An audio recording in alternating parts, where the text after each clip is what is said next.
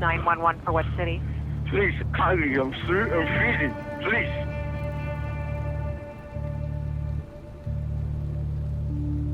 My car was stuck. They just picked me up and just dropped me off somewhere. Who dropped you off? The police dropped me off here.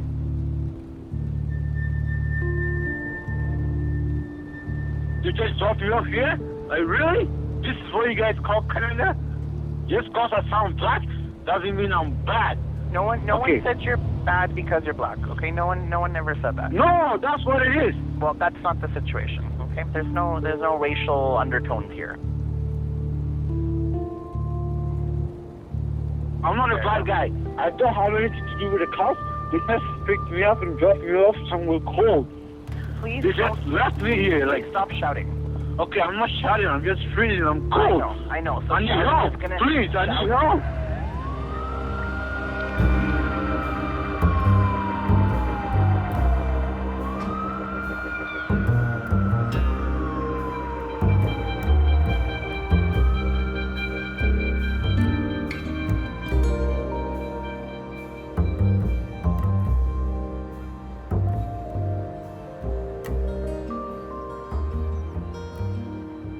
We live in a world where, in too many places, police services, police forces have lost the trust of the communities that they serve.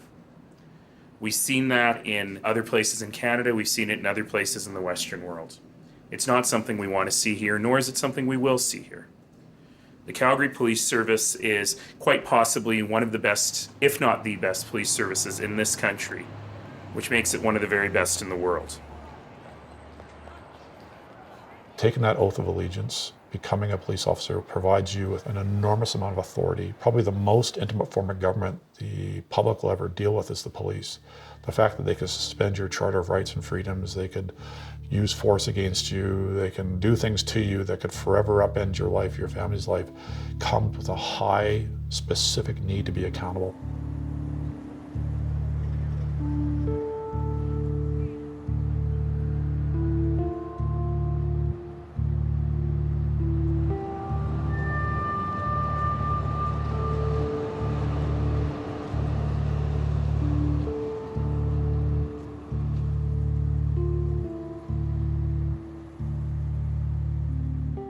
The fact is that right now, our front line is responding far too frequently to situations which forces them to make life and death decisions. The training we receive is some of the best in Canada, and when faced with these critical decisions, our officers will fall back upon that training. They react exactly as all police training dictates when lives are in danger. This year alone, at least 9 former and current officers are facing criminal charges. Among them, assault with a weapon, bribery of an officer, breach of trust, improperly storing a weapon, and these are only the ones we know about.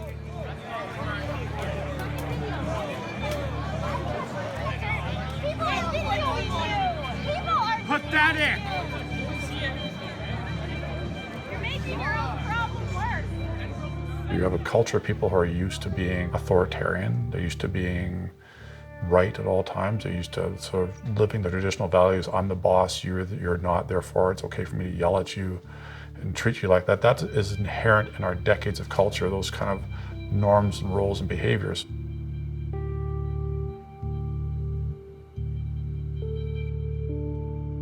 Once I started reporting on certain issues within the Calgary Police Service, then it's almost like sort of the floodgates open and people come to you with information that they have, thinking that you might have the connections or the expertise to start looking in, investigating, tackling some of the issues.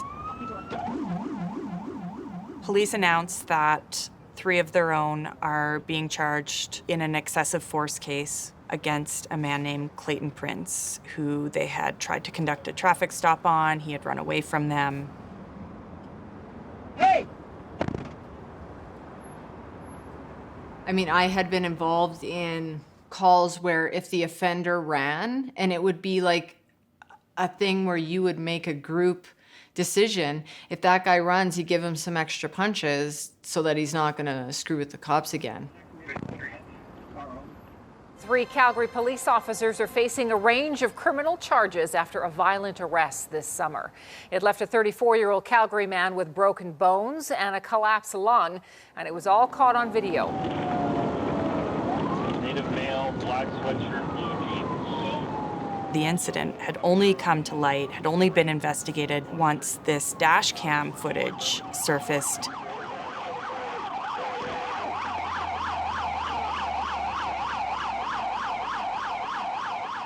You can see Clayton Prince run sort of across a front lawn and get down on his stomach with his hands behind his head. We watch as Othen lands on the back of Clayton Prince and begins to punch him in the head. And then the video just cuts out. That had to have been done manually.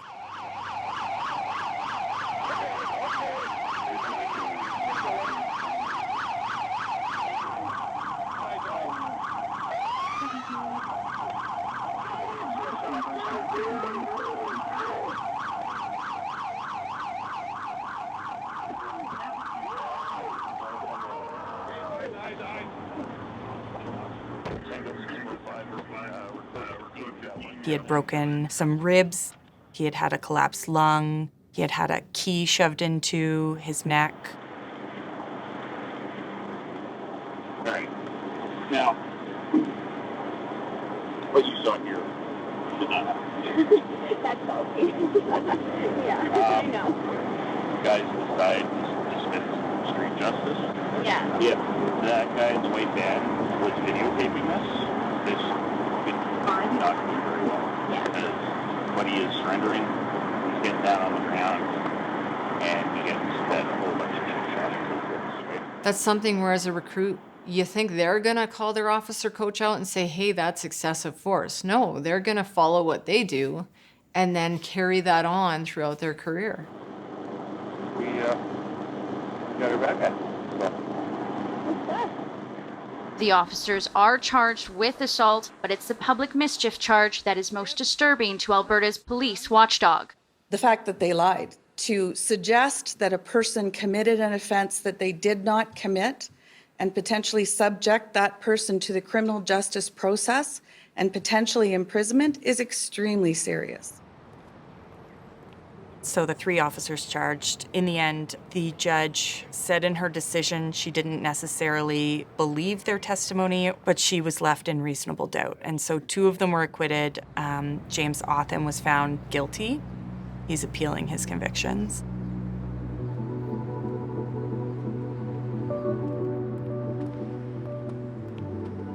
The issues were discussed in court, so they bear their own responsibilities for the behaviors. But I look at it from the chief and say, how many times did a supervisor see that behavior?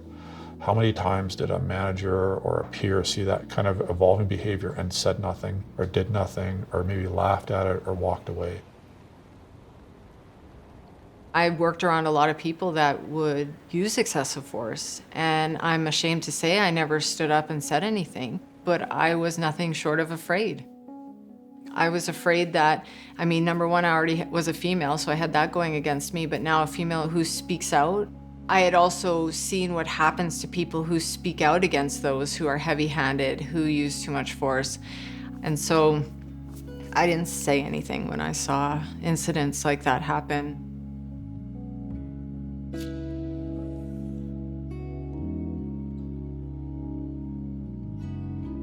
It's common, and I think it still is common. Because who are you going to believe? Someone in uniform who's trusted and instilled with this level of respect and trust to serve the public, or are you going to trust a low-life criminal that they're saying, oh yeah, I was beat up?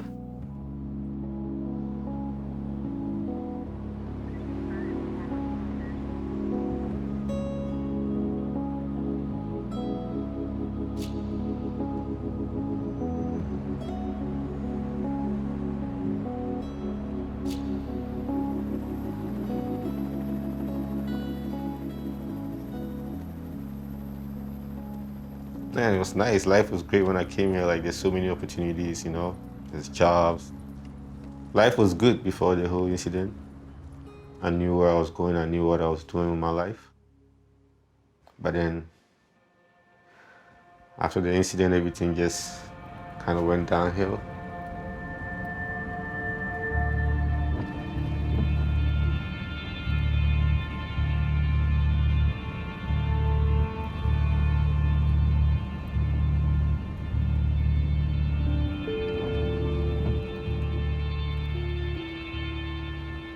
This Calgary police van pulled behind the car.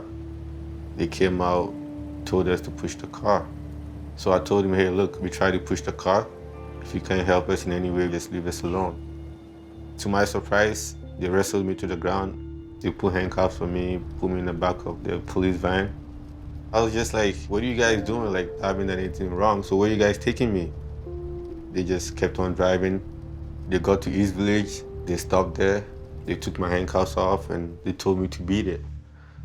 So they just got in the van and just drove off.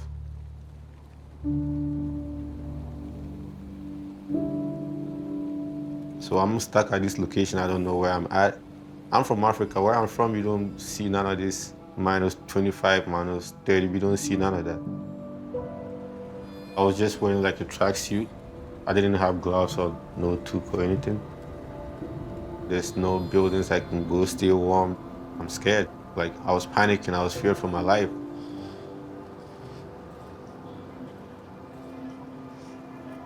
And it was all construction everywhere. Like cranes up here.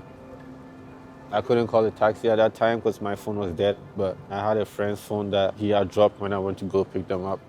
My only option was to call 911. Calgary Police, what's the address of your emergency? Okay, Calgary cops picked me up for no reason, just left me here. Left you where? I don't know. They just left me here.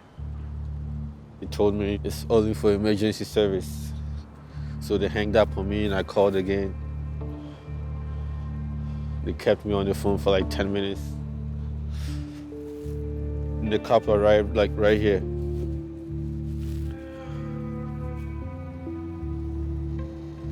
Someone with this male looks like he's yelling at one of our call takers, so we can disconnect with him. He walked all across to where I was. Told me to stop fucking calling 911 asking for help and stuff, making complaints. They took my ID, everything. Oh, fuck. He just came on me like in an aggressive way, you know? He pushed me, I got up, trying to run away from him. He tasered me so quick. He put handcuffs on me, and I just remember this guy just beating me up, punching me in the face, knees to the back.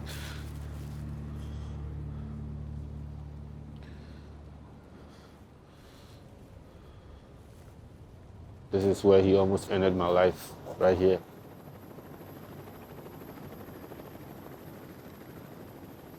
It's not over there, and it's not over there. It's like right here. On this spot right here.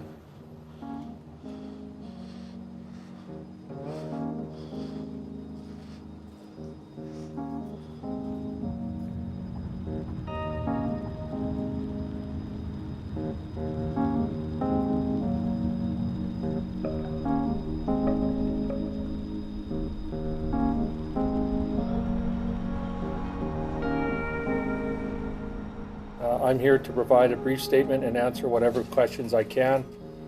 At approximately 3 p.m. today, officers responded to a call from staff at a hotel for reports of a man behaving strangely.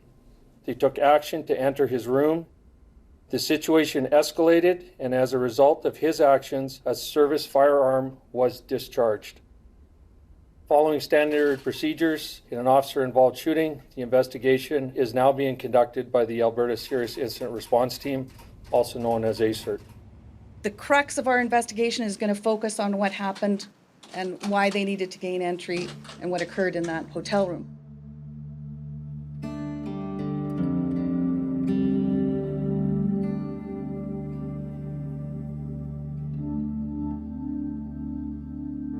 Something I'll never forget is the door being knocked on with just immense pressure, almost shaking the house. And then open the door and to find that there's 2 officers. I heard my phone ring. I saw it was Grant, and so I called him back. And he answered the phone, And he was just yelling, "His mom there, his mom there." It was 3:30 in the morning or so. And I ran to the door, and it's Natalie, and she can hardly...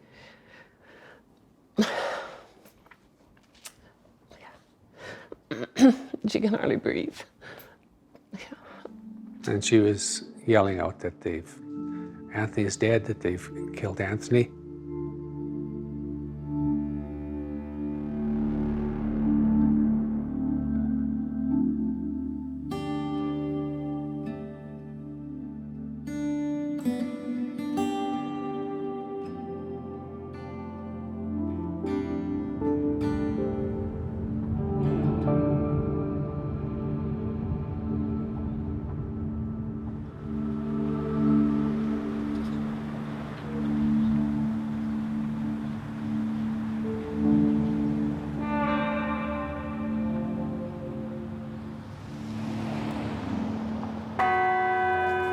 Bells toll for Anthony Heffernan. The 27-year-old was remembered at his funeral Wednesday in Prince Albert. He was shot and killed by Calgary police last week. He was taken down with 3 shots to the head and 1 to the chest. And we want to know why.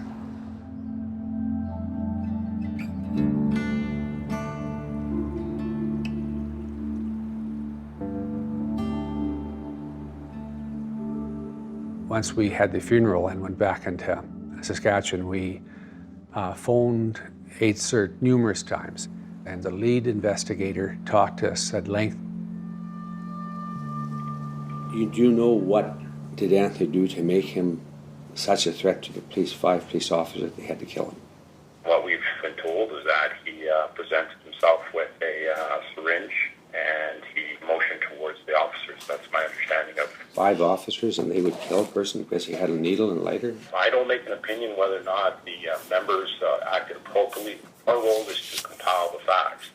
Do you know if any other police officers had their guns drawn? Some do, yes. Oh, you're kidding. Yeah. They're going in for a wellness check with guns drawn? Not all of them have guns drawn. Some do. Ooh. Were they surrounding him, or what were they doing? Well, and again, Pat, that will be what are they trained to do? God, I really hope this doesn't happen to someone else. And how this is handled. I mean, holy Lord.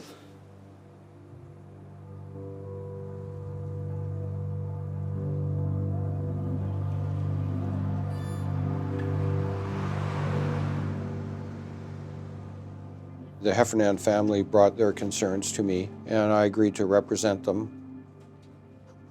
Anthony Heffernan winds up in a hotel room, he's using drugs, and he overstayed his rental, wasn't answering the phone, wasn't answering the knocking of the door. So the hotel management, obviously being concerned about his welfare, phoned the Calgary Police Service. Bad move. Bad move.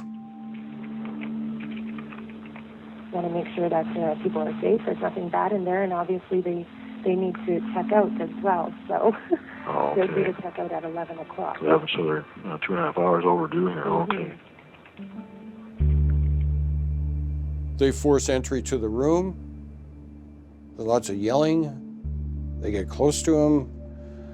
2 tasers were used. 3030, Barlow Trail Northeast. Why do I think I put a call up here? This is the hotel? Yep. Room 414. We've got a male with a gunshot wound. The sergeant and 3 other officers obviously did not see the need to use lethal force. Some constable, who we know to be McLaughlin, decided on his own to kill him.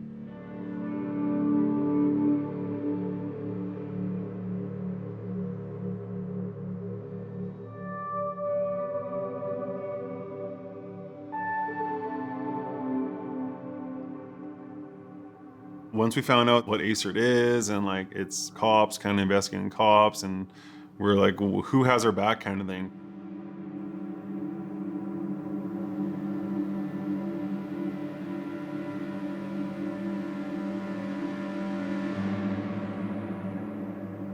Tom Engel with the Criminal Trial Lawyers Association is demanding more civilian oversight. He says police investigating police is not good enough. They seem to be very sympathetic to the police officers and seem to accept their stories without critical analysis or investigation. I am stunned to hear that comment. Susan Hewson was emotional and defensive Thursday. The ACERT director says criticism the serious incident response team is biased toward police is unfair. We are concerned that everybody gets fair treatment in this province. No one is above the law. The more details we got, the angrier we kind of became. For these 5 officers to say that they fear for their lives is complete bullshit. There's no way 5 of them couldn't handle Anthony that day with no weapon.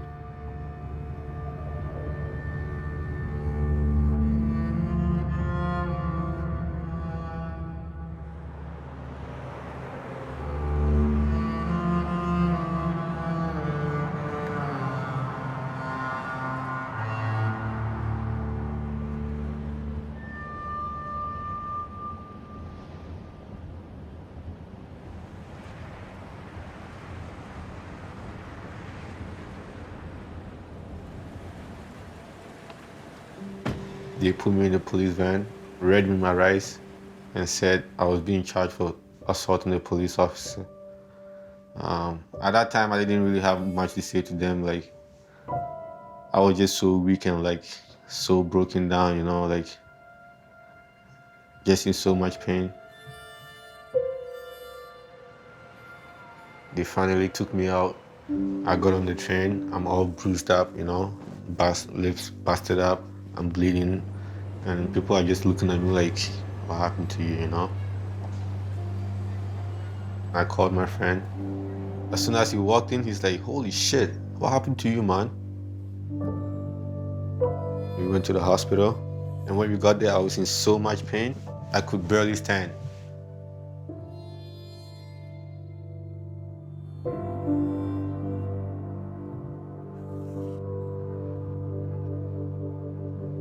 I stayed at my friend's house for like almost a week because I was scared to come home because they knew where I lived.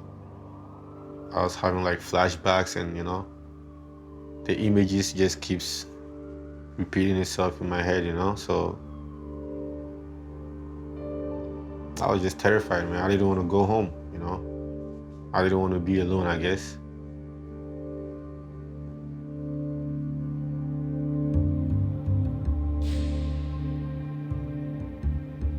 I was like, man, I gotta do something about this, you know? I can't just let them get away with this.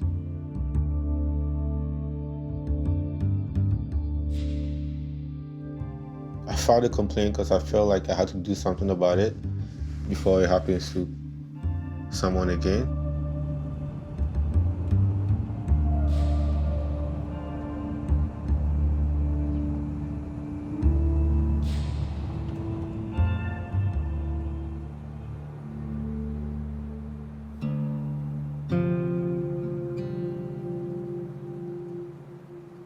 Growing up on acreage was so much fun.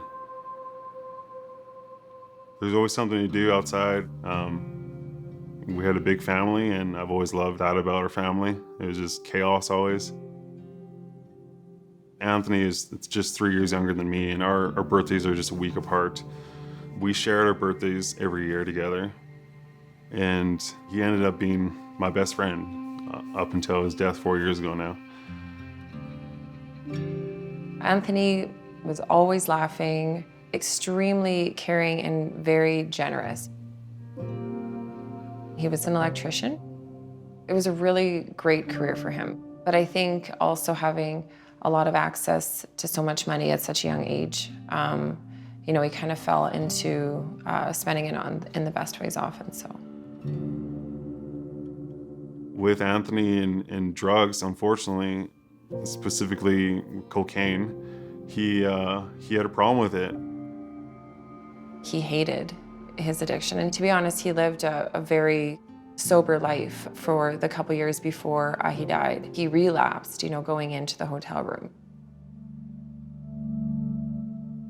The reaction from people, well, he was an addict and, he kind of deserved it, or, he's the one who put himself there. If he wasn't there, it wouldn't have happened, We didn't want the story for Anthony that there was an addict who was killed.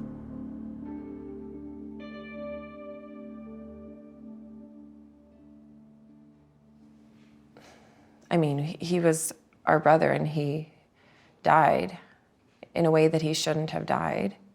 And if we were going to take anything to try to make the world better, we had to have a voice for him. Truth and justice for Anthony.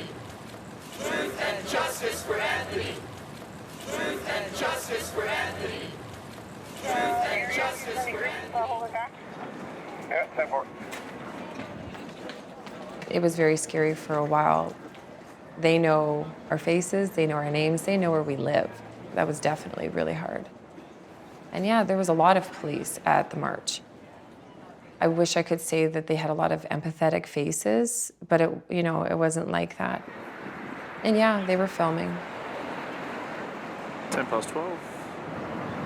Approximately 80 people. We do not have a just society if police can come to a wellness check, kick in a door, taser, and shoot an unarmed man 4 times, once in the chest, and 3 times in the head. Anthony was not a threat to anyone. This must never happen again in Calgary or Canada. We thought that by us being vocal, we would possibly stop an officer from pulling the trigger again. If anything can come good out of this with Anthony's death and this huge hole in our hearts, is that another family won't have to experience what we went through. And it didn't.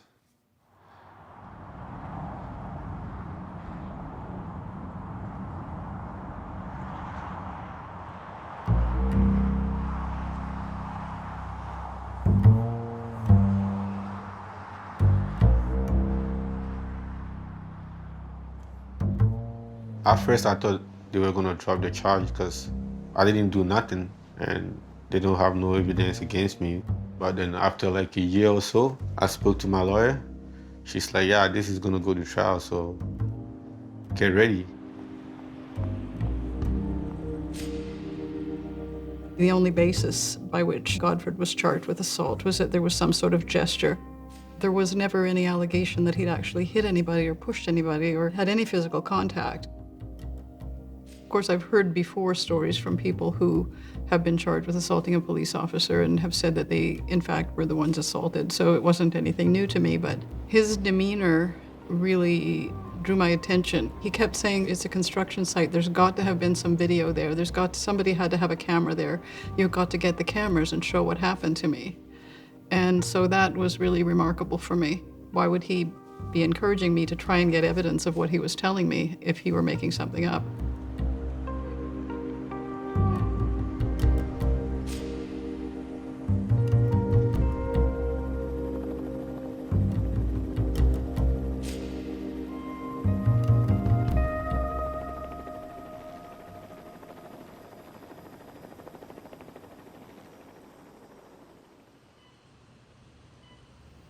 So we're back in courtroom 1008. This is the very courtroom where Godfred was prosecuted. The day of the trial, I felt scared for Godfred. 3 uniformed police officers standing up under oath and telling their version of events, and Godfred standing on his own. I didn't feel confident, and I felt scared for him. The trial commenced with Constable Denockley. He conceded that he had thrown Godfred to the ground. That event ended with Denockley putting Godfred into a police vehicle and then, for no logical reason, drove away from that scene and just left him off on a street corner wearing a little sweat jacket and a pair of sweatpants. This was -28 in frigid Calgary weather, and he just left him there with no regard at all for his safety.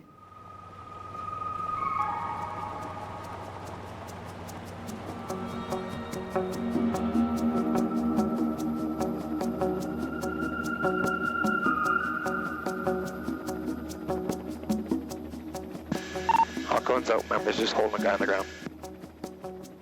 Looking at the video, I see Godfred handcuffed. The police officers are dragging him along and he kind of falls, or maybe he is trying to stand up, but ultimately he falls to his back. And then we see the police officer punching him in the head. It looks like he's kneeling on one knee and striking him with his other knee repeatedly around the head and chest and upper body area. And there is no possibility that Godfred is in any way resisting or attacking. He's on the ground on his back with his hands cuffed, pulled up above his head, and there is no escape. There is no escape for that kid.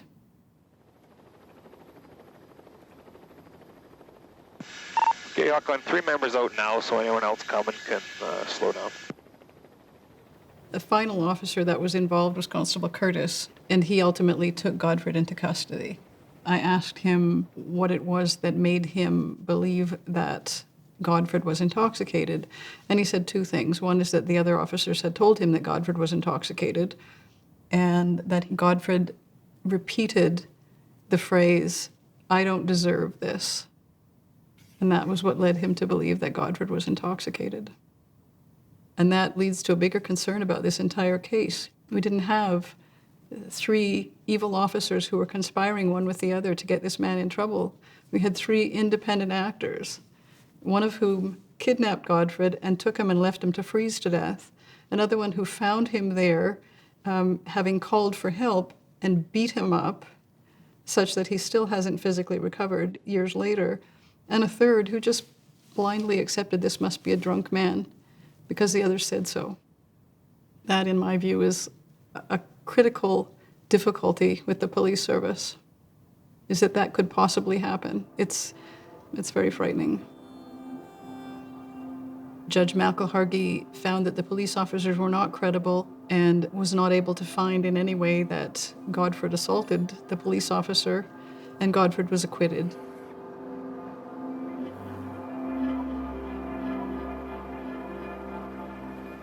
Beat 150.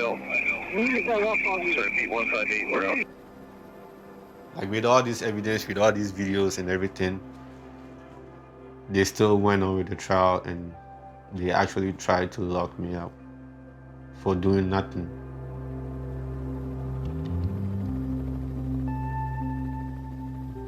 Sure about you need EMS? Negative, but the back arrow.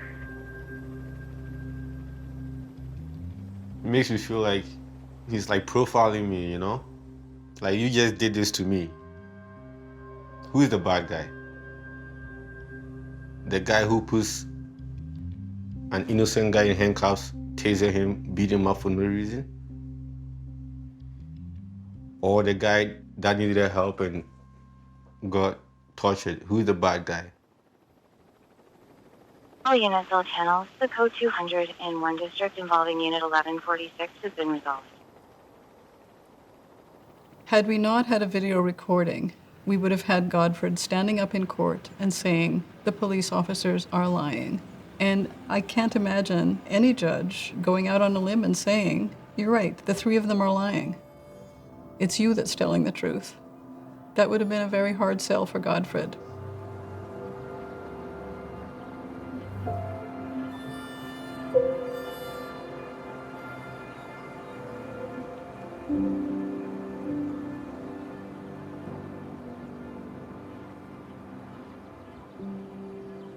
Yes, he was a beautiful baby. Yeah. The thing is, you know, he brought a lot of joy to our lives and a ton of laughter. Yeah. This is under the trampoline one day. Yeah. They had spent a lot of time under the trampoline in the summer because it was a cooler spot where they talk and visit and have picnics sometimes. Yeah. Trampoline is a very important part of their life. And then this is Joe and Sue's wedding. So that's 6 weeks before he was killed. Yeah. Yeah, so that's our last total family picture. Had family pictures since, but there's always someone missed. Yeah, so with a parent, it's a terrible thing to lose a child. Yeah, and in our case, it's a little bit more difficult, just for how he died, it's senselessness.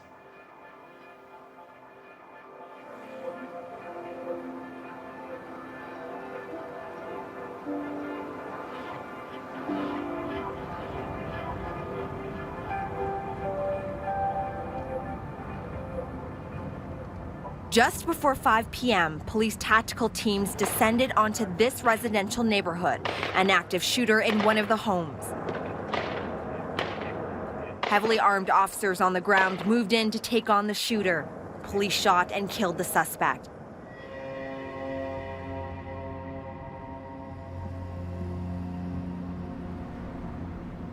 I had started to get information that the same officer who was involved in Anthony Heffernan's death had also wound up at another officer-involved shooting, and not just been involved, but had drawn his weapon and had fired his gun.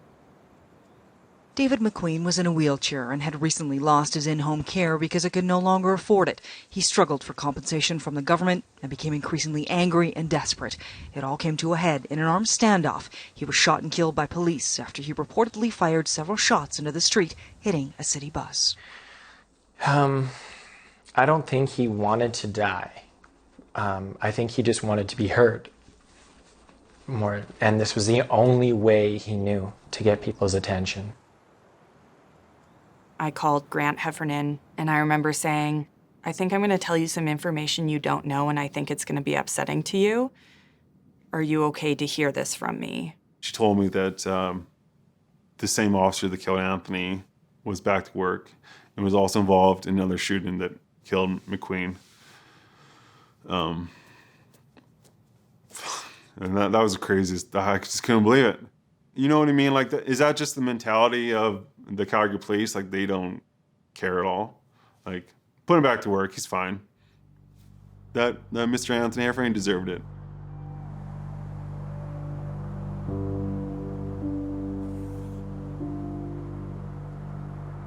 I think there was an understanding that this officer is under investigation. He's not going to be suspended without pay. He's not even going to be suspended. But maybe he shouldn't have been on the street. Maybe he should have been given administrative duties until he was cleared from the Heffernan shooting.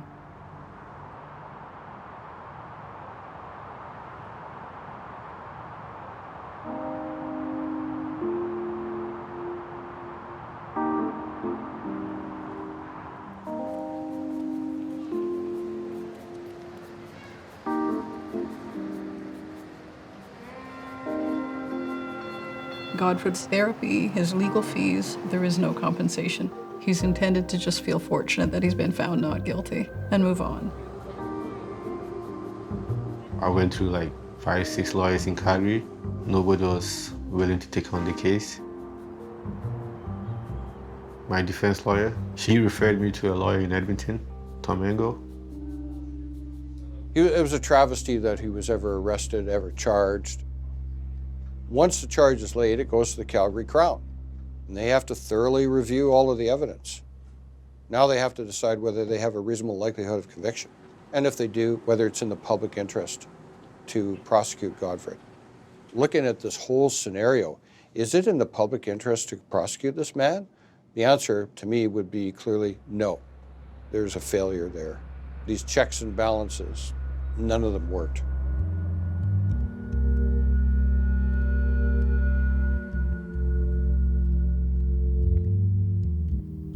A prosecutor's job is to seek justice, always, and that's their only job. So to look at a video recording like that and feel that justice is best served by this young man who was clearly beaten severely by the police, to see that justice would be served by having that person prosecuted for having gestured at the very most to a police officer in an assaultive way, that's not the job in my view. Prosecutors have a responsibility to make sure that those officers who are not acting within the bounds of the law are taken to task. And essentially when a judge says, I don't think the police officers were telling the truth, it just shouldn't sit there. It shouldn't just sit there without any follow-up. But I have no reason to think that's not exactly what happened.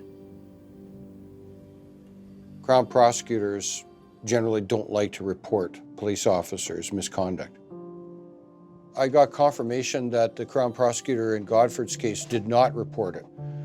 But I have tried for years to get the Alberta Crown Prosecution Service and the Federal Prosecution Service to adopt a policy that will require their prosecutors to report this conduct, and they have resisted.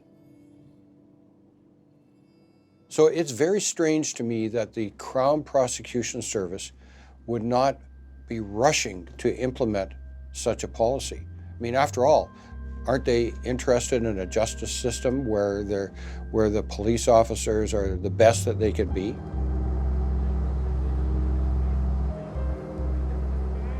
I was living with my girlfriend, but I couldn't work due to my back injuries and stuff. And bills is piling up and piling up and piling up, and she's paying the bills and I'm just sitting at home. After me and my girl broke up, I was homeless. I had to put my stuff in the storage. 6 months sleeping on my friend's couch in the basement. I went through all that back pain and the stress. The stress makes the pain even worse, you know? When I first met Godfred, he hadn't a permanent home and was very lonely, very disenfranchised. It was evidence that he had severe PTSD. He was highly symptomatic and just not able to mobilize at all. And he was also in a lot of physical pain. His back was very sore. He was still recovering from his injuries. He was in a bad place. His trauma was profound. He was having nightmares. He was having flashbacks. He was really afraid of the police. As time goes on, it tends to get better, but his trauma is very severe. Them kidnapping me and dropping me off somewhere in the cold, it's not the first time they've done that. Like, they've done it so many times to the Aboriginal people. They have a name for that. It's called the Starlight Tour. This has been going on for years. History is fraught with those situations where some very bad things have happened to people because the police have thrown them out of vehicles or left them to freeze at night or left them abandoned on deserted roads or something. I mean, that's not our role, it's not our job. It's highly offensive to our oath of allegiance, it's highly offensive to our role. It is the antithesis of professional policing. I think any Calgarian would be very disturbed about this kind of misconduct and the fact that these officers are still working. As far as I know, they're still out in the field. Let's remember that Godfred is black. Let's not lose sight of that. I think that there's a racial issue here. I think that there's a bully factor here. But I can guarantee you, if my son was in that BMW X5, it would have been a completely different outcome. And that really bugs me. Or for white girls. They would have been taking them out for coffee.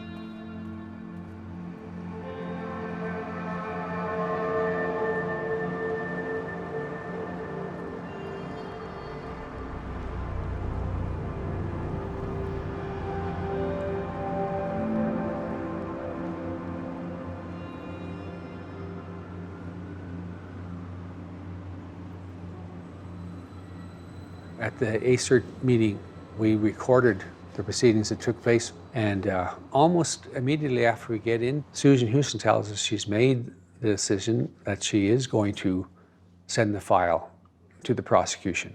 And that's when we were informed there was actually 6 times that the head shot, and that they didn't see the justification for him for shooting Anthony. What I will say to the Crown is I believe there are reasonable grounds to believe an offense has been committed. And I think you need to look at second-degree murder, manslaughter, and criminal negligence. And I've said to her that before she makes any decisions, there's certain things she should do, like she has to go to that hotel room. And what's her name? Carrie Ann Downey. Okay. She's got the courage of her convictions, so she can make that call. That's great. Which is what I want. I want a prosecutor, because we get a lot of no likelihood of conviction. I want somebody who's not going to go, no judges convict, so I'm not going to do this. Mm-hmm. After our meeting with Susan Houston, we were very hopeful with it, even though she said that, again, it would have to go to the prosecution, but we were naturally very hopeful.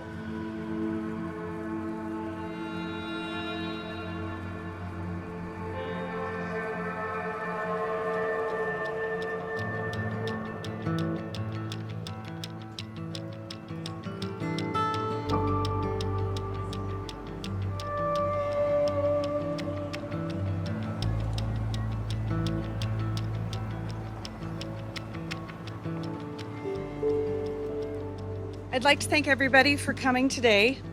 This has been an incredibly difficult case, and it's been one of the most difficult cases that ASERT has had to deal with while I've been executive director. I noticed the Heffernans are here. Anthony Heffernan was 27 years old at the time that he was shot and killed. The conclusion was that based on my review of all of the evidence, that there was evidence capable of constituting reasonable grounds to believe an offense or offenses had been committed under the criminal code. As is required under the Police Act, ASERT must forward their investigation to the Crown in those circumstances, and we did so. ASERT had recommended charges to the Crown's office, and so I think people were expecting that this might be one of those rare cases where charges were going to be laid against the officer.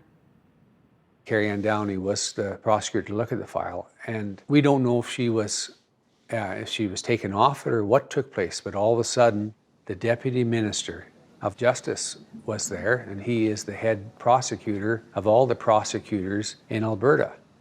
And we don't know why he was there. Our understanding is that it's never taken place before.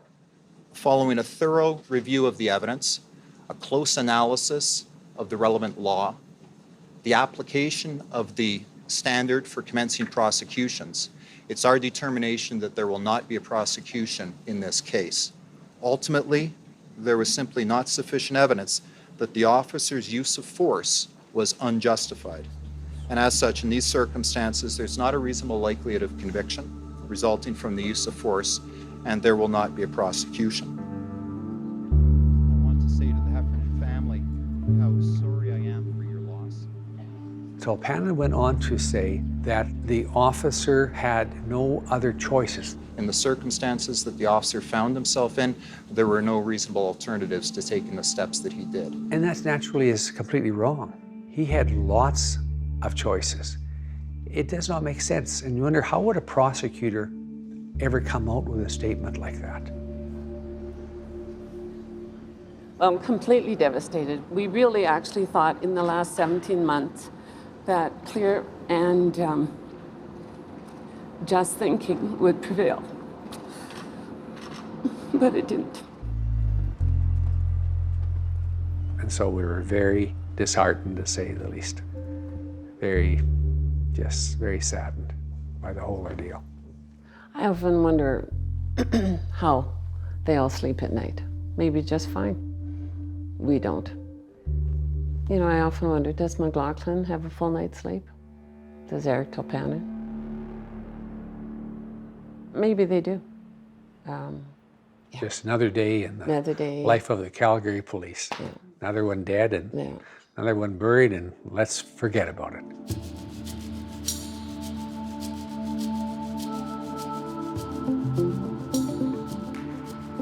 An officer who has been on the force for about a year fired her gun, killing a 27-year-old woman. This is the 10th officer-involved shooting in Calgary this year, 5 of them fatal. Calgary is often the city that has more officer-involved shootings than any other city in Canada, and I don't know what the reason for that is.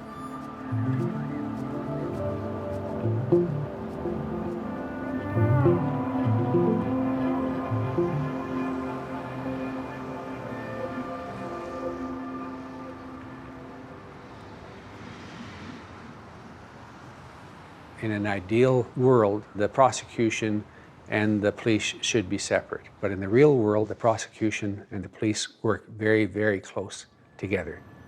Clearly, they're operating above the law. Our Crown is in Edmonton. Yeah. And usually that's enough division.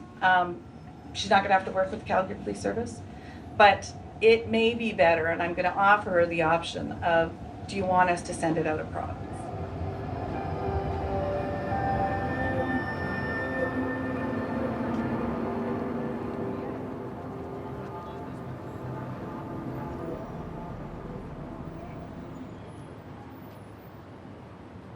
Our feeling was, obviously, there was information in there that we had that they didn't want us to have or other people to have.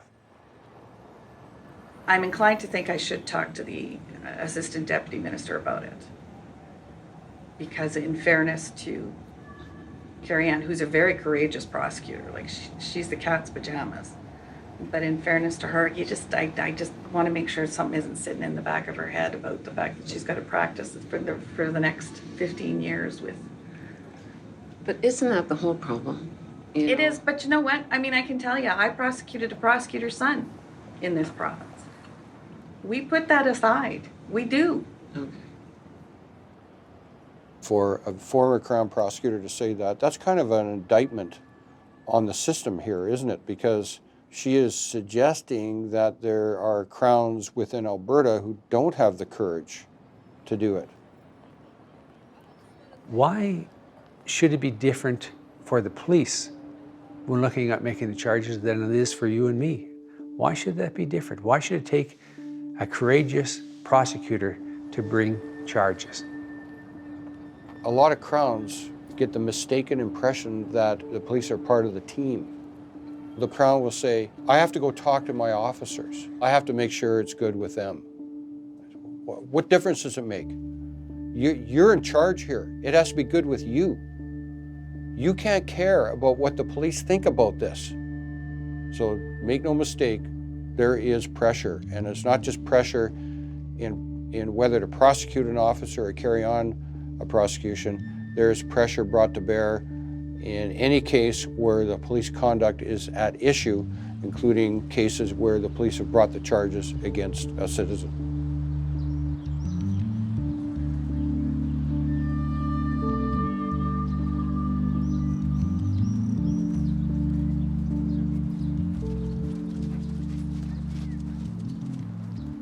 I grew up in Ghana, helping my uncle like repair cars and stuff like that.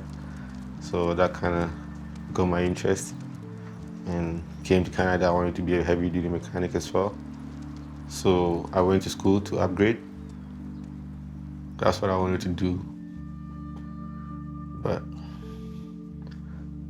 after this incident, I had to drop everything because, I mean, how am I going to be a heavy-duty mechanic with back problems, right? Prior to this incident, I didn't have no health issues, you know. I was strong and healthy and I was a go-getter, you know. But after the back injuries and all this stuff, it just kind of slowed me down. I filed a complaint 5 years ago and nothing has been done about it. Every 45 days, they send me a letter saying the investigation is still ongoing. All these officers are still working, you know. Who knows what they're doing out there?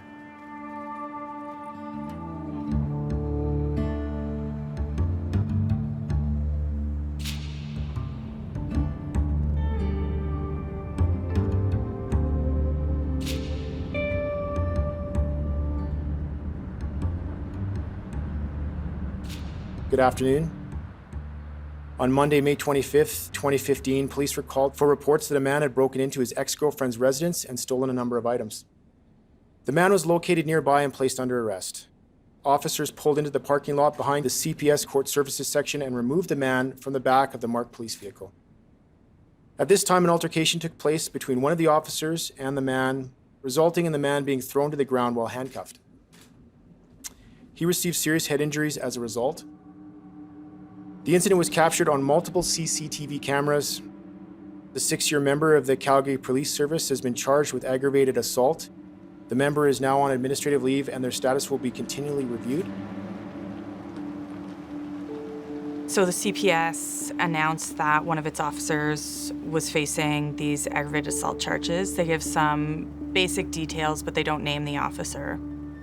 A few days later, I was contacted by the brother and sister-in-law of the alleged victim of this officer. And they came to me with this video. After seeing what had actually happened, I knew that people needed to see it. I knew that what had happened wasn't right.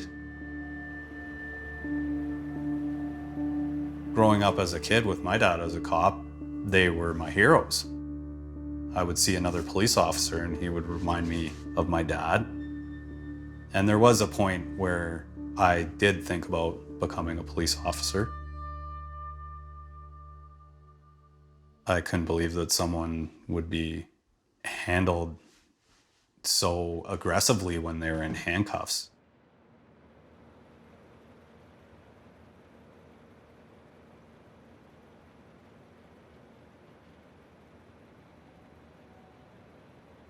No one deserves to have that done to them, whether they're an addict or not.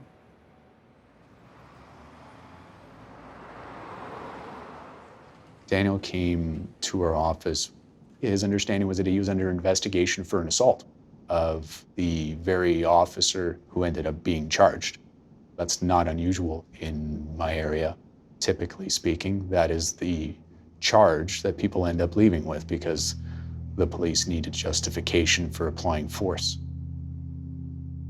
While Daniel was in hospital, they had to drill a hole into his head so that they could relieve the pressure from the injuries to his brain. He had suffered traumatic brain injury and it was affecting him going forward. His memory was affected. He can remember things that you might have told him 5 minutes before. I know it was hard on him when he was going to the rehab places and forgetting that he had meetings and stuff like that. He was wanting to get some recognition that this was wrong. And ultimately the plan was to sue, but he never made it that far. And the man arrested, how was he doing with his injuries? He recovered from those injuries, but he has subsequently passed away as a result of unrelated events. I don't know where that comment about him being fully recovered would have come from. Short-term memory loss was one of the problems from the traumatic brain injury. So if he's kicked out of treatment as a consequence of short-term memory loss and then immediately goes into drug-seeking behavior, it's hard to say those two things are not related, at least in the general sense.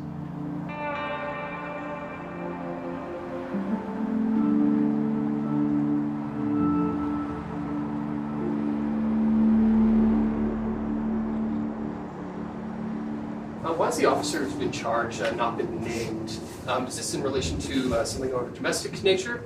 No. Because the officer was on duty in the execution of his duties, we've decided not to name him in this incident.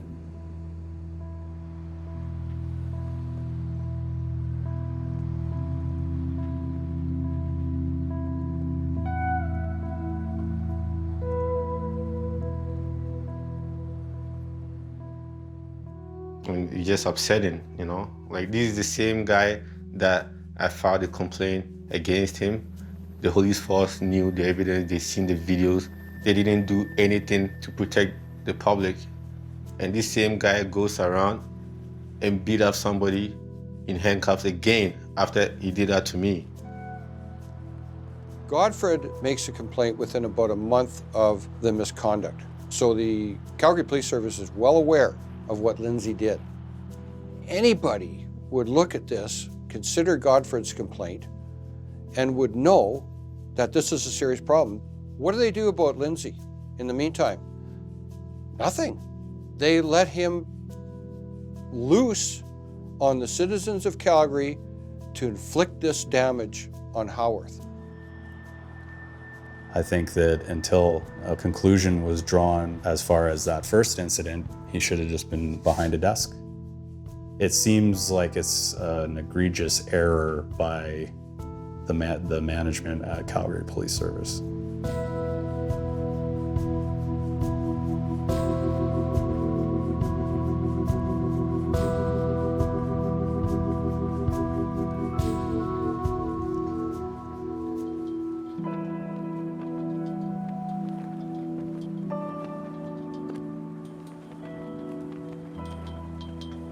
You were someone who was holding such an important public office.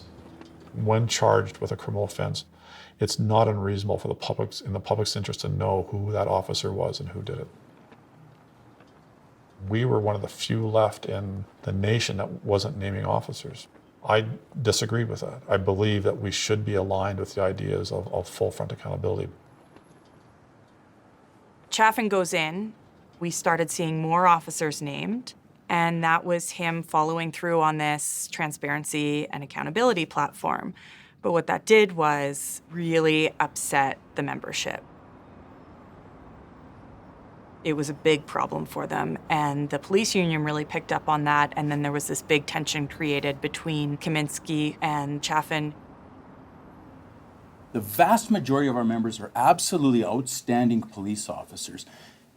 If the bad ones get caught and go through the court system, we believe that justice will be served. Good cops. So they made it clear. I mean, the statements I got early was the intention was to go to war. Primarily the ideas of naming officers, that unless I stopped that practice, they were simply going to try to make life very difficult. And, I was not willing to sell that ideology. So Les Kaminsky campaigned on the fact that he didn't think police officers who were charged with crimes should be named. He neglected to mention at that time that he was under criminal investigation and would eventually be charged with crimes. Controversy continues to mar the Calgary Police Force. The newly elected president of the police union has been charged now with perjury and assault. One officer hits him in the head, and then he's fired into the van head first with such force that his legs go up in the air. Then the door of the van is slammed on his legs. Kaminsky testified that none of that happened.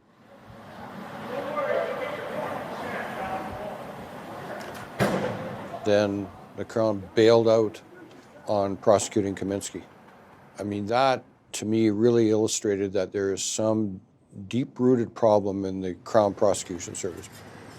Calgary Police Sergeant Les Kaminsky left court Monday feeling a huge sense of relief. All criminal charges against him have now been dropped, including one count of perjury. I mean, this is a guy who knew he was under investigation and still put it out there that he didn't think police officers who were charged with crimes should be named. That seems like a bit of a conflict of interest. I think the associations still have to keep finding their way in leadership as well. When I talk about the numbers of officers being arrested, there is a voice for them to help prevent those things. As opposed to argue about naming, maybe spend some time working on the issues that lead to misconduct and arrest and see if they can raise their voice to stop that kind of behavior.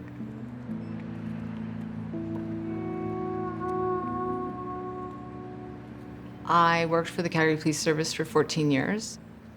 My first day starting in the district, a senior officer came up to me and he said, "So are you a bitch, a slut, or a lesbian?"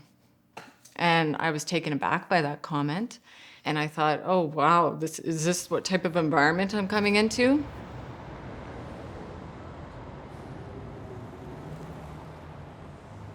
We would go out for drinks and wings. I was never a drinker, so I always ordered water. My sergeant pulled me aside and said, "Jen, if you want to fit in with the team, you better start drinking." I thought, okay, great. We would go out and our booze bill would be like a $700 bill. And people wouldn't think twice. Like, I would never drive, but they would be driving home after. That was tough to see because I thought we're here to enforce the law and we're breaking it. To me, the issue was, why are so many people being charged? Impaired drivings and domestic assault issues and just a myriad of frauds and different things. The story at the end of the day is that you have this body of people who are upholding law and who took that oath to objectively administer it, and the one group that should never do these things is us. Yet so many officers are getting themselves in a position where they're being charged criminally.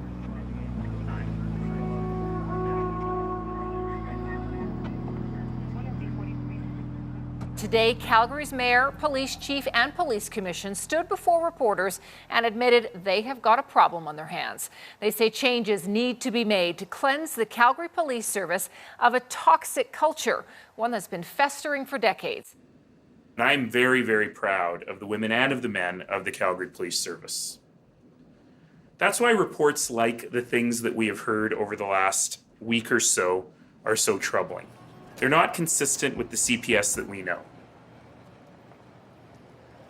It was always said to me, if you want a good long career on this job, keep your mouth shut. So that's why things never changed, because if you're that that person who speaks out, well, then your career is ruined. You're going to be what they say, a street cop the rest of your life or working the front counter.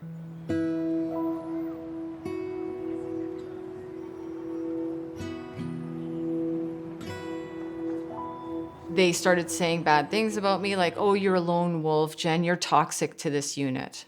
All because I was just trying to push a progressive idea that I felt was necessary for officers to have a better work-life balance. And I was beat down at every level for doing it. I could no longer work for the CPS without facing retaliation or retribution from certain people because of what I stood and fought for. I have been bullied, sexually harassed, degraded, and chastised. The stresses of all this have had a tremendous impact on not only me and my mental and physical health, but also my family. In particular, my husband, a sergeant with the Calgary Police, has been forced to hear the disgusting things people have said about his wife. In my case, I did not leave the Calgary Police Service. The Calgary Police Service left me. It was the hardest thing I've ever had to do in my life. It was a 14-year career that, yes, it had its ups and downs, but I grew to love the job. To read that out to them, and just the look on the executive's face, they just kind of stood there and stared. My kids understood it. And the day I resigned, I went to the school to pick them up. And sorry. The first thing I walk in and the principal gives me a big hug and says, "We're so proud of you." And I said, "Thank you. I didn't do anything. I just left my job." And they said, "It's what you stood up for." She's one of 13 people who filed formal complaints against CPS alleging bullying and harassment. The current and former employees include men and women, sworn officers, and civilian members. We looked away. We looked away for years. And then the spotlight came out and found out it wasn't a happy workplace. People were being treated poorly. People had experienced terrible things. People had awful experiences with sexual harassment, or all sorts of things came to light, and they came to light with volume.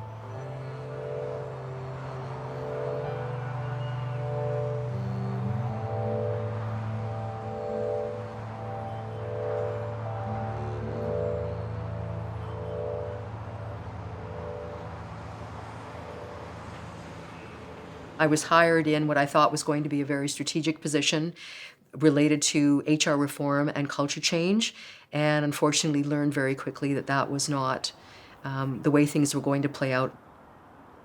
They hired Sheila Ball. It sounded like it was going to be great. And she came in, and I talked to so many people outside the police, within the police, that said she's not going to last. The first meeting that I had with Chief Chaffin, the counsel that I received was, "Sheila, it is impossible for you to succeed in your role because what we've asked you to do is too great. The executive do not want you to succeed, and that they will be very happy that you don't succeed." It was very clear to me about the toxicity of the organization, the fear level, year after year after year of low and declining employee morale scores. And there was no talk about strategy in terms of how are we going to deal with this. I didn't want to call it bullying at the time because I honestly didn't believe that I could be bullied.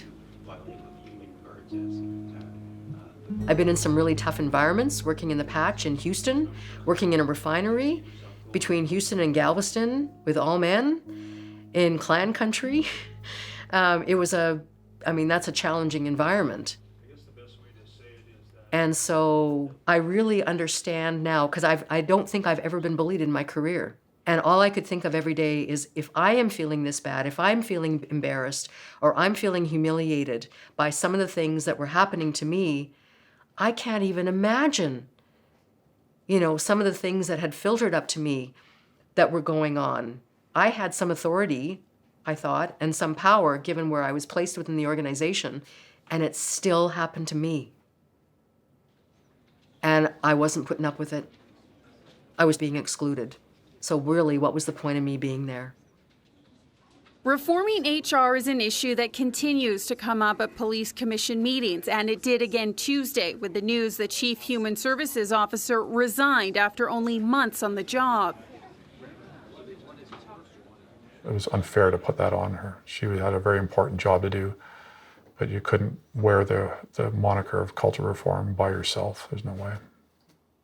That would be a monumental task for one person to do. Police Chief Roger Chaffin is calling it quits just 3 years into his 5-year contract. He's dealt with some major issues during his time, including harassment and bullying in the force and a spike in police shootings. He got so much done in the face of a lot of opposition from the old guard, from people who prefer to have an old school police service that operates in the corners and not in public openly and transparently. I did tell them when I started that I will not be very popular for doing the things I'm going to do, but they must get done. And I'm hopeful I've worn a lot of that the next chief or the next management doesn't have to redo it again. They don't have to go back and revisit some of these painful issues. The test will be, what does this look like in a year or two? Was it all for naught, or did we keep moving forward?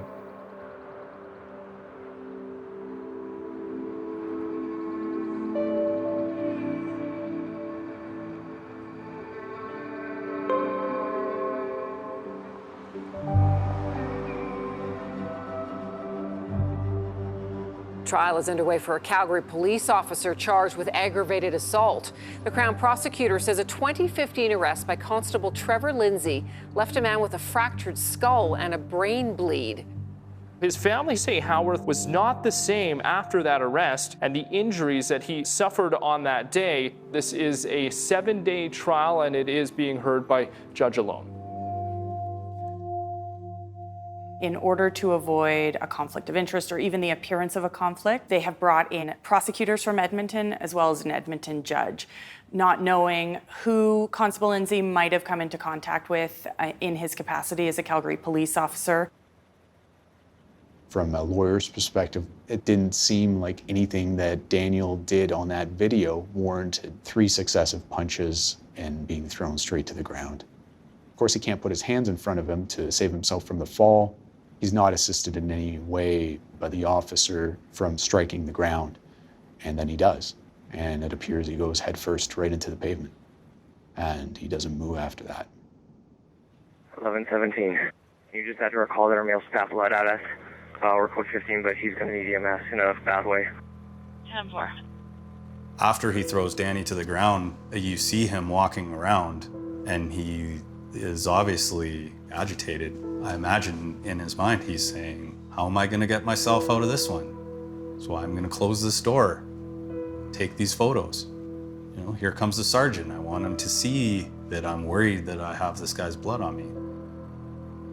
My opinion of all of this is obviously, one-sided. Like, this is my brother, but there are things that are right there that make him look extremely guilty, I think.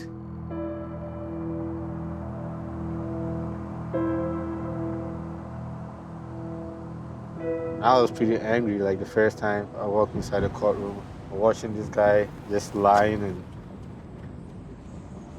he thinks he can get away with it. He's sitting there like he didn't do anything wrong. And I'm sitting there having flashbacks and PTSD. It was pretty hard to watch. You don't put people in handcuffs and beat them up and assault them. That's not right.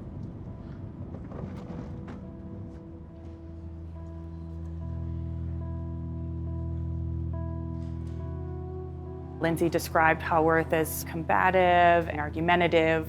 And then after that first punch that he delivers to Howarth, he describes Howarth as sort of twisting to spit, at least in his direction, and fearing that that spit was mixed with blood. He said he was terrified that he was going to contract some kind of disease. If there was spitting, it certainly could not have been in the direction of the officer from the angles visible on the video. So if he was spitting, it would have been in the direction of the car or the pavement somewhere. So under cross-examination, Trevor Lindsay talked about the notes that he wrote following this incident. So he took incredibly detailed notes, 19 pages of notes. But in those notes, he never mentions those 3 punches that we can see on the video right before that takedown. Sitting in trial was really hard for my mom. That definitely affected me. He was very nonchalant and smiling and making jokes, and all of that did really, really get under my skin. Going into trial, there were times before that I was like thinking that I might go in there and I might hear something in there that might justify what he did. Like, I was trying to leave my mind open to the truth of the matter. And after sitting in trial, the truth of the matter is that that guy just snapped and hurt my brother. And he doesn't show a single sign of remorse. Like, it doesn't seem like he thinks he did anything wrong.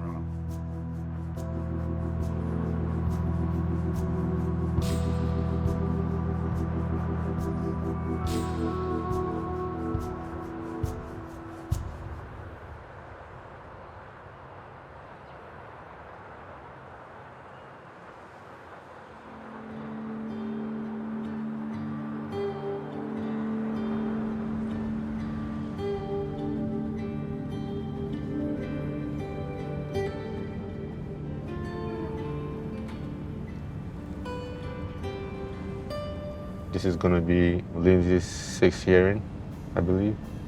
I don't know what's gonna happen, but hopefully some good news. They sent my file to the main prosecutor's office and they decided not to lay no charges on Lindsay because they said it's not enough evidence. But there was enough evidence in Hayward's video, right? Like, and what do you see in that video that you don't see in my video? We both in handcuffs getting assaulted, so the fact that they don't charge him in my case is just ridiculous, man. Racism at its finest, you know.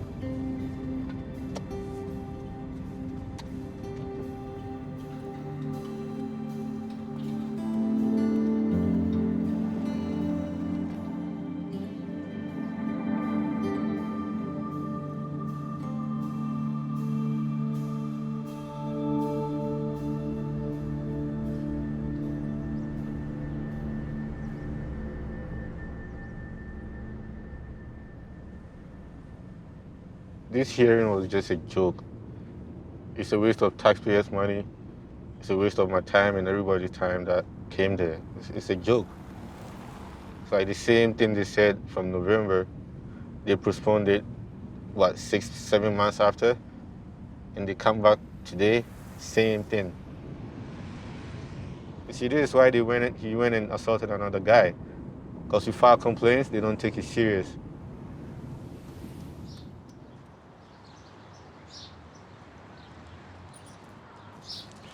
It's just frustrating, like not being able to work, financially not stable, family members calling you from back home, asking for, financial help, my moms and sisters and cousins and, and it hurts, to not be able to help them out. Like, it's very frustrating. Shiva, let's go. Come here. It's been more than 5 years and the investigation's not done. So they will prosecute at the drop of a hat somebody who is alleged to have committed an offense against a police officer. And they will carry that right on, just like they did in Godfred's case. Yet it should have been plain as day that there were police officers who should have been charged. Godfred's case clearly illustrates the double standard in that regard. Unfortunately, that's the way it is in a lot of cases.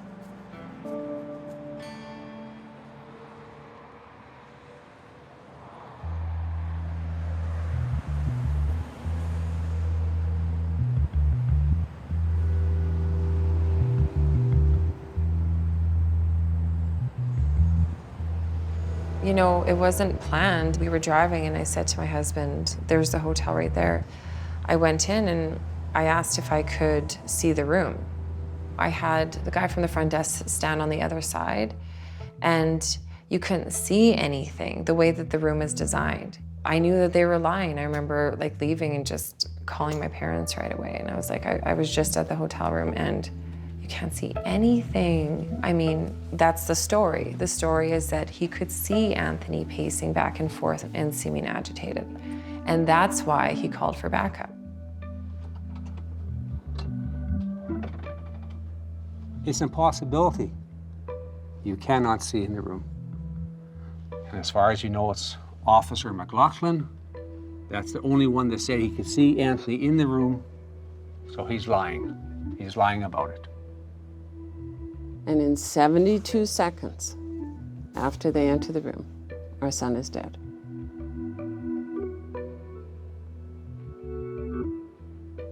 There's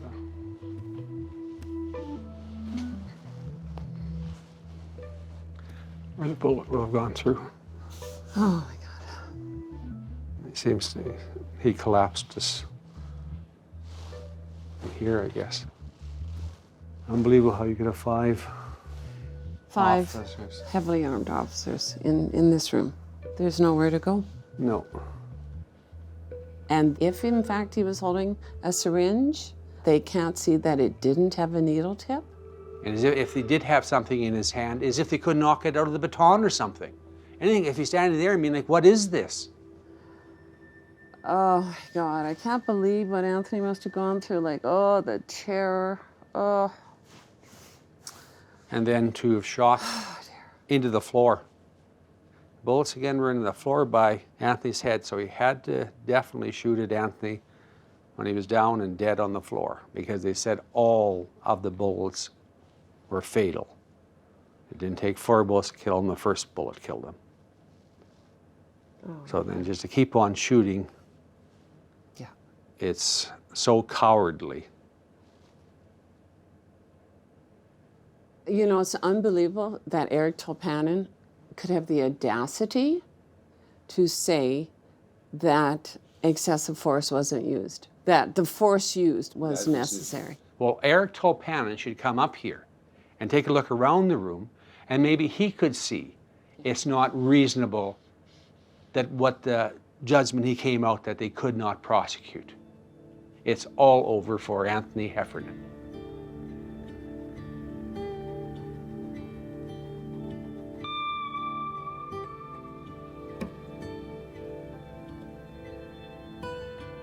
People have to be held responsible for their actions. Oh, There's no way Anthony should be dead. No, no.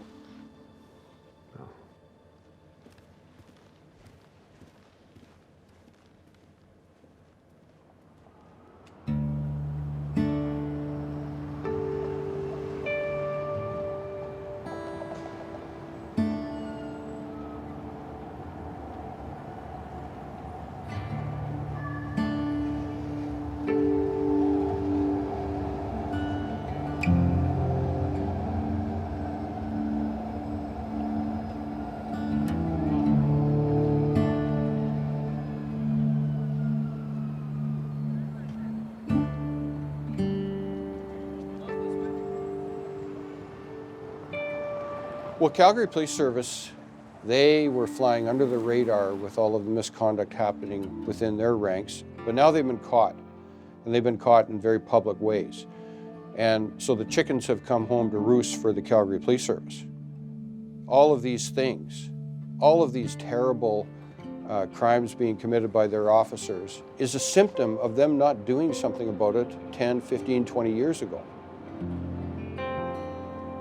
When it comes to picking a new police chief, people are looking at whether it's going to be internal or external. They need somebody who's not sort of politically connected to either side to come in and shake things up. Mark Neufeld has been sworn in as Calgary's new police chief. Neufeld takes charge at a time when the force is plagued by accusations of bullying and sexual harassment. He pledged to make respect a cornerstone of policing. There's been a lot of assumption that because he's from outside the organization, he will be the silver bullet to all our problems, or the magic pill to all problems. I think that's unfair. So to put so much on him is unrealistic. I think you have to be really careful, especially as a new chief coming into an organization. I think we have great people. And again, I think we have some people, as every organization does, who are not adhering to the values and who don't represent us the way we would hope. And I think that's a personal affront to a lot of our good employees as well. For serious misconduct, you have to have punishment. There has to be consequences so that other like-minded officers will be deterred from behaving that way. And so that it shows that the leadership of the police service is an ethical one, and they won't stand for it. I think for too long, organizations have done this where when something goes wrong, they hang out an individual to dry, and then they say, well, there we go, we dealt with that. Bob was bad, and we dealt with Bob, and now we're good. But I think, this bad apples versus bad barrel they're very different things. And I think we've always got to be looking at the barrel to make sure it's not the barrel that is actually tainting the apples. We do see an uptick in use of. So I would put a lot of confidence that he's the right kind of person, but what's everybody else going to do? That's really the question. Where's everybody else going to be in this picture and around the idea of reforms? People are going to have to let go of the past and start looking at what do we need to do to create a more vibrant, more positive organization, and I hope they give him the chance to do that.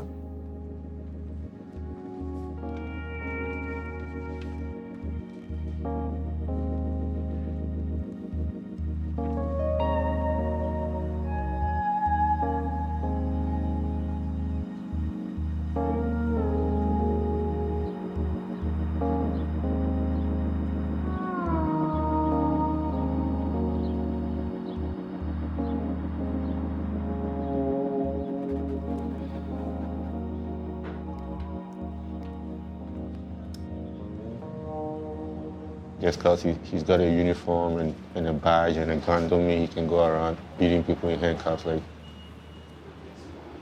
Nah, it's not acceptable, man.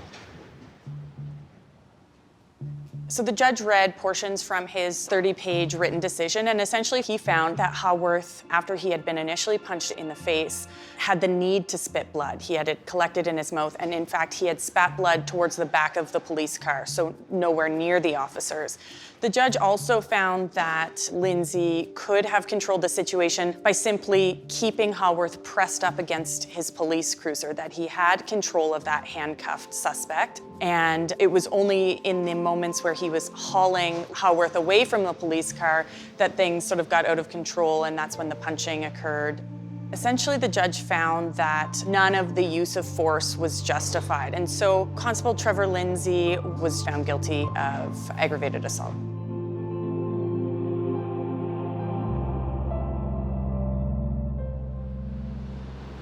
Both my client and I are disappointed at the outcome. We have taken the time to conduct a preliminary review, a very preliminary review of the judgment. I expect I will be receiving instructions to appeal. I'm happy to see justice served, and I'm glad with the judge's decision. The last time we were in court, I saw Howard's mom crying. It really got to me, here is this poor lady, losing his son. And I think if they had done something about it when I filed the complaint, maybe Howard would still be alive, Not every cop is going out there hurting people. There's cops out there that are giving addicts, like my brother, mouth-to-mouth resuscitation and rushing them to the hospital to try and save their life, right? Police officers, I think, need to still be held accountable for their actions. Yes, they have a hard job.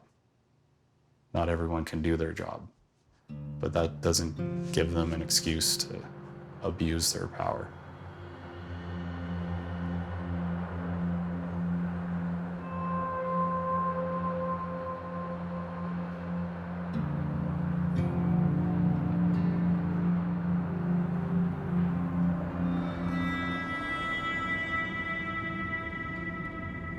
Hopefully one day all this will be over and can take a trip back and go see the family and, just relax, enjoy some good food and just enjoy my country,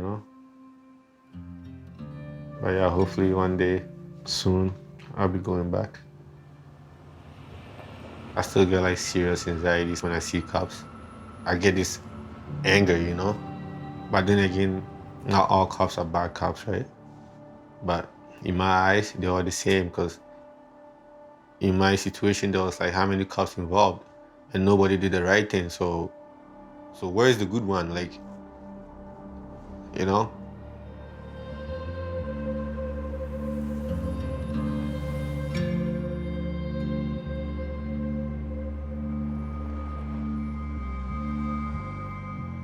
It's hard to explain to my son that his grandfather was a police officer.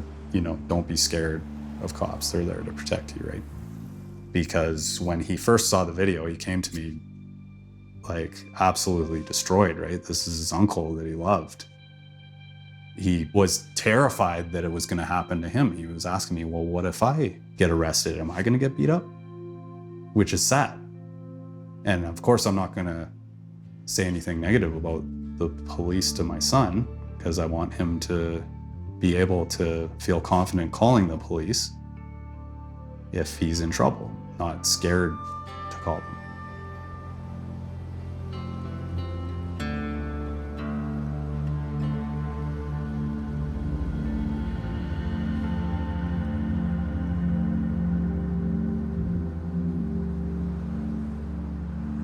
I don't think the same way that I used to.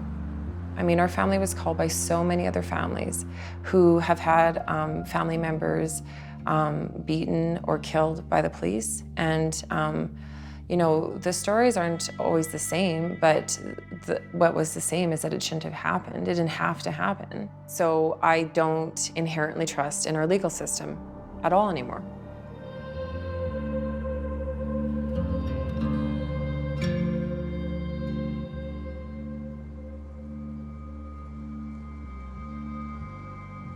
It was so traumatic.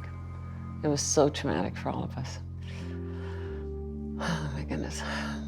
And it has affected, our kids as well. in all sorts of different ways. People often say, how are things going, whatever, and they hate to bring it up. And we'll say it's always with us. Never worry about that. It's always with us. Usually the first thing I think of when I wake up, and it's always the last thing I think about when I go to sleep at night. Injustice is an awful thing.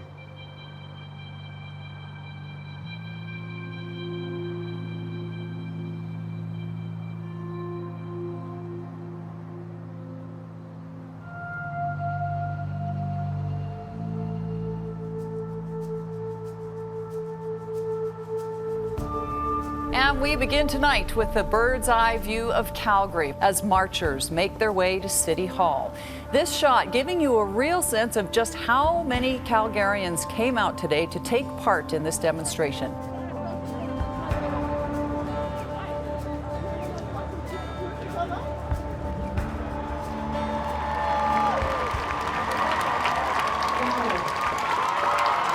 My name is Godfrey Adai. I was beat up by the police 6.5 years ago. I was kidnapped, put in handcuffs, tasered 3 fucking times, and they beat the shit out of me. I'm here to fight for justice for black people, and I know Black Lives Matter. That's why we are here. What happened to George was very sad, but we got our own issues out here in Calgary, in this province, in this country. The message I'm trying to get across is we don't want no police brutality. We don't want no systemic racism. We want equality. We want freedom. And we want justice. Yeah.